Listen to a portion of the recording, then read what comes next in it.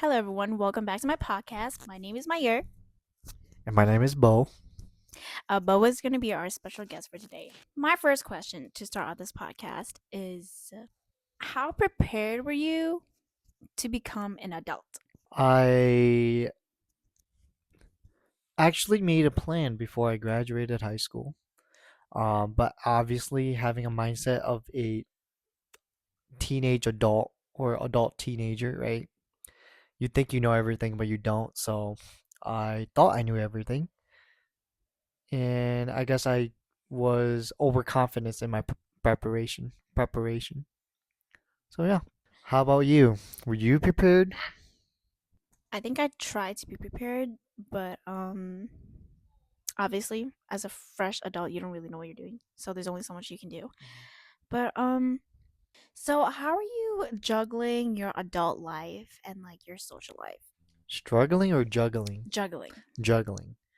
Could you be more specific about that? As in, like, So for some people, when they become adults, some of them start college right away, and when they start college, they tend to like try to have multiple jobs because sometimes they can't really pay for their tuition. And on top of that, they also kind of like try to have like a social life. How would like can you talk a little bit about like yourself? Because I know you want to be like an FSO. okay. So you're asking me about how I or what are my experiences, right? Yeah. Okay. So basically, right, while I was in high school, I signed my first contract within the Army National Guard, and it was a 6-year contract. And I signed when I was 17 years old, and I was a senior at the time, right? Because I wanted to go to college. So I went off to boot camp after graduating high school. After I think 2 months after high school, after I got my diploma, I went to boot camp. Went for 6 months, and then I joined my first unit down in I won't say the place, but it'll be in Wisconsin, right? And then I went to college after graduating boot camp. And while I was going to college, it was hard to manage because I am required to go to drill, right? To drill, and drill is in like training, right? So the Army National Guard has a monthly training every month, and they have an annual training in the summer, right? And I was also working. I was working full time at the time because obviously you don't get paid enough for the National Guard, but I wasn't qualified for any of the military benefits yet because I was still at the beginning of my contract, right? So I was working second shift full time, and I was also going to school in the daytime. So it was pretty tiring. I was pretty mentally fatigued. Yeah, I appreciate you sharing your experiences and definitely your struggles. Obviously, like in our society, money is like a huge factor into like basically doing anything. Like even if you wanted to go to school, like money matters a lot. Like you that's how you live. And in our society, like in the US, we capitalism is the main like economic um the like type of economy that we have. And so today we're going to kind of talk about capitalism and like its consequences. The first sociologist who kind of brought this up, his name was Karl Marx, and his theories basically talk about how obviously capitalism has consequences. So, two ideas that Marx includes in his theories is the fetishism of commodities and the alienation of people. So, the fetishism of commodities basically focuses on the materialistic view that people have on basically things. For example, some people love to buy a lot of things, while others are very minimalistic. And Marx's theory in terms of like commodities is basically that we have put values on everything because our focus is mainly on money, and there can be long term consequences on that. Another one of his ideas is that capitalism can lead to the alienation of human species. Like you stated before, you were working multiple jobs, you were very tired, you had drill, you were trying to make money, and you didn't really have time to socialize. Basically, his idea on like the alienation of how people are kept very busy because their main focus is about money. So, based on what I kind of said about Karl Marx and his theories about the consequences of capitalism, what's kind of your take on it? Um, I agree what he says because of the alienation between people. Because obviously, I already expressed my experiences, and it also you can already tell that there are people that are like, such as homeless people, or such as students that are struggling to pay for school and they're unable to finish school. So there are other people who don't really agree with his theories or his ideas. Do you have anything to say about that? Yeah, the people that disagree what he says or his statements are usually the people that are usually privileged. A vast majority of them are usually privileged, Mm-hmm. and they are probably people that don't go through or doesn't live through poverty, or they probably live in the middle class or higher. Even then, if they started working pretty hard and they got where they're at, at the end of the day, where they started was pretty low, right? Everyone started pretty low. Yeah, so on social media, a lot of the times when people disagree with Marx's ideas on capitalism, because obviously there are people who kind of disagree with capitalism. Those who agree with it, usually they argue that they work for their money, so that makes them entitled to have all the materialistic things. And they kind of have this idea that if you don't, or if you aren't currently living in a life that you want, it's technically your fault because you're not working for it. And in the more professional field, for example, there's this author and sociologist named Paul Mason. He kind of built off of Marx's ideas. So he does kind of agree, but he also criticize it a little bit. And his criticism is that Marx doesn't entirely go into capitalism fully. A point that Mason brings up is that now in our modern times, there are machinery that can help people with their work. That means that they can probably spend less time at work or be less stressed about it. He also brings up the idea that capitalism encourages individualism, and in our society and for people in general, individualism is pretty important because you don't really go with the flow. You kind of do your own thing, and he thinks that it's beneficial. What's your take on that? I feel like he's undermining the fact that there's machines that are helping us, right, or that are assisting us more, so that we have less stress. But that is also giving us more stress because machines are also taking over jobs as well, such as AI, as well as another reason, right? You can write an essay nowadays in a split second, and the fact that machines are usually taking over jobs, it makes other people more stressed about it because they lose their job because of that, and they have to find more jobs. So yeah, I feel like he's undermining that, and he's forgetting some of those facts. But he does have a valid point, but it does make people lose their jobs as well. Yeah, that's a very intelligent take on it. I also feel like these kind of attitudes is kind of what leads to the consequences of capitalism because thinking this way, it kind of shows that you aren't really living in other people's shoes. It just kind of shows that you don't really know what they're going through. We already mentioned some people have to work multiple jobs just to like barely scrape by, especially like in the US. I know like other countries are probably like that too. But like these are like modern issues, obviously in like the lens of like sociology, which studies like communities and society. We know that it's not good for people to not socialize, and we know that it affects their mental health tremendously. And obviously if you kind of look at the environment, these materialistic views of like commodities, it affects the environment a lot because obviously you can just throw these things away and get new ones. And we know that a lot of them are not biodegradable. So I definitely agree with what you say. Now I kind of want to focus on like the work culture in the US and how capitalism is kind of like affecting that. So we know that capitalism kind of works for like the rich people because they have all these businesses and like all the money.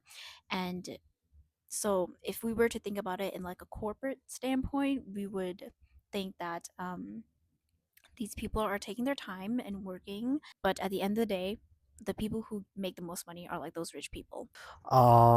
Yeah, I do agree with what you say that the U.S. is not really a good representation of work culture. It's because our employment rate for this year is higher, or unemployment rate is higher than it was than last year. Even though as you can hear in the news, maybe with people with leadership roles say that there is we have more employments this year. That is incorrect. There was a study show that we have a 4.6 unemployment rate, while for last year it was 4.0.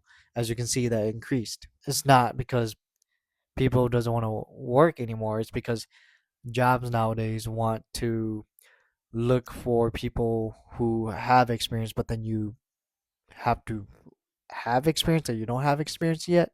It doesn't make sense, but Yeah, I definitely agree with that. And kind of tying back to like the idea of like commodities and like capitalism, obviously like capitalism caters to consumers, and the mm, more that the consumers want, the more workers that they need.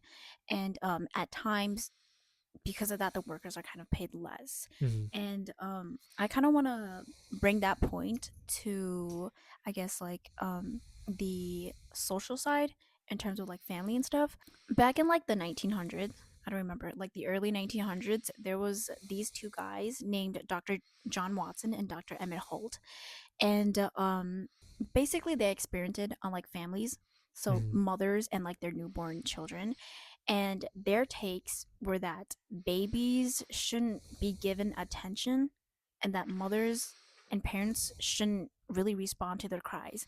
So basically, that's where the idea that like let the baby cry itself to sleep basically came from. And a lot of people argue that this is because of capitalism. Like during like the industrial revolution, they need a lot of people to work. How do you feel about that? Because now a lot of people don't agree with that, but mm. back then they did. I feel like it was normalized at the time because back in the 1900s, that's when I assume when World War II was happening in Vietnam and um, what was it? And that's when um, the what was that event? I can't remember, but it was when they were going through probably the most conflicted events at that time during the 1900s, right? You're talking about the Mhm. 1900s? Yes. Yeah. So then, yeah, it was because they were going through a big giant conflict or a crisis in the world because World War II and Vietnam and, you know, and it was normalized and it's understandable because nowadays we don't go through that what they went through, so it was normalized. But then I feel like it also caused a lot of people with mental health issues because when having a child who is isolated is more like a neglect, right? And Mhm. children who are usually neglected or children who are usually um, it's more like abused, right? Because it's kind of like an abuse because you're neglecting your child, right? And some of them have it's pretty severe where they become like criminals, like murderers and etc. Right? So it's common. It's common for them, and it's understandable because they were living in an era. And I like how you brought that up too, because the United States does have like the most murders and serial killers, and there is a study that's done, and it's basically like the reason why we have a lot of serial killers is because in the U.S. parents don't really connect with their children. And I kind of relate that back to capitalism because the society kind of prioritizes working. And this study was kind of done to like promote like independence and like individualism, but done on babies, it's kind of unethical. And it just kind of ties back to how like capitalism can influence how people interact. Obviously it's already isolating, like you start isolating right from when like the child is born. So I think that's really significant. So I like how you mentioned that. So there are like a lot of takes on how to change this in the US. How would you change like the US's work culture to have better like human connection and like a better social life for everyone to increase life satisfaction? Well, that's pretty hard because there are obviously we live in a pyramid, right? There's the rich and there's the middle class and there's the poor, right? So, um, if you can't really change it because that's how this no matter what that's how the system works, right? But I feel like it'll be a better opportunity for people where instead of they're looking for people with experience they would train people so they can get the experience for the jobs that they can get. And I also feel like they should also stop encouraging tools such as AI, right? Because nowadays people abuse that, and anyone can get a degree while using AI.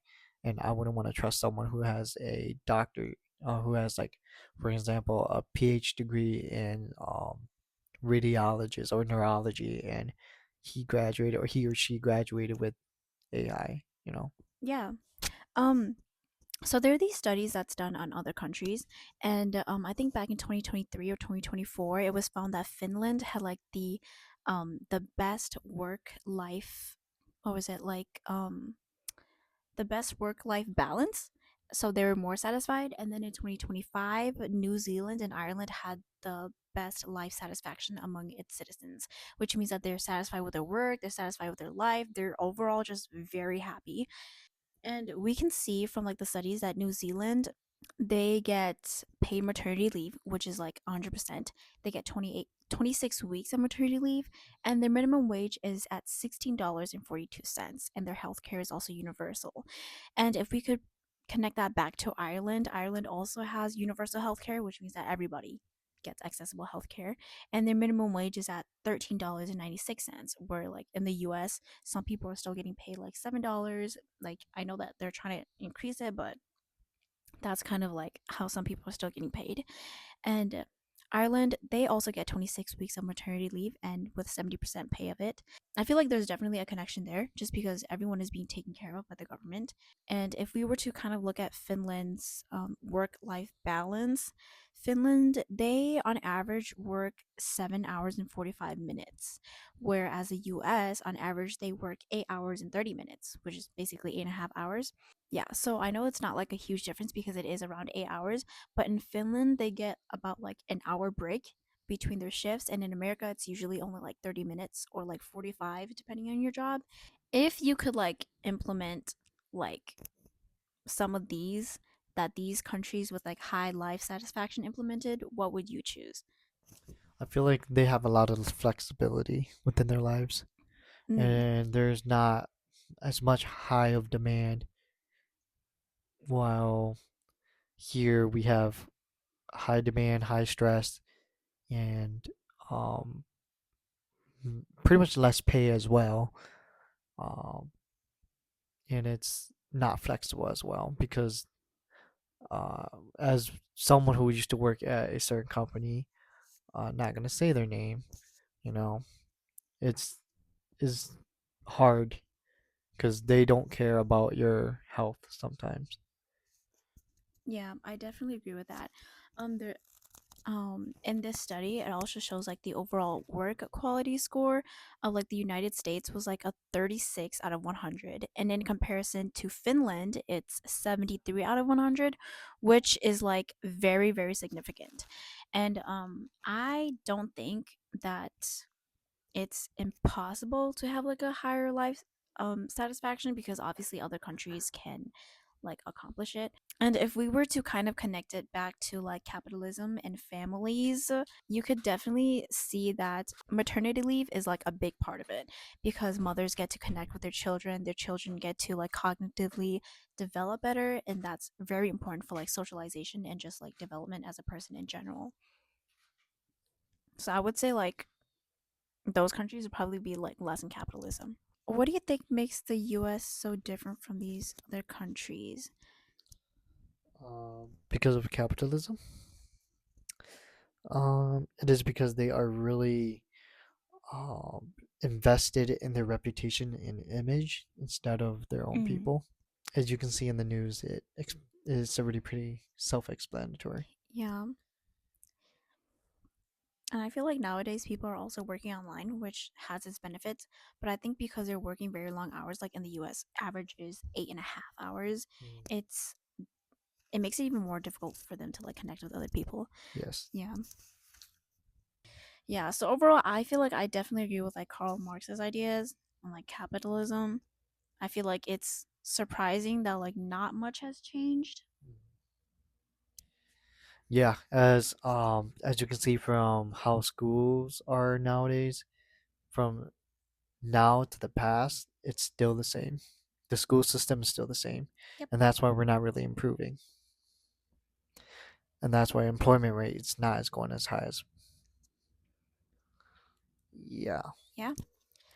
I think we could definitely try universal healthcare. I know that's going to be pretty difficult, but I think one of the biggest things that we could try would be a maternity leave and like the healthcare system.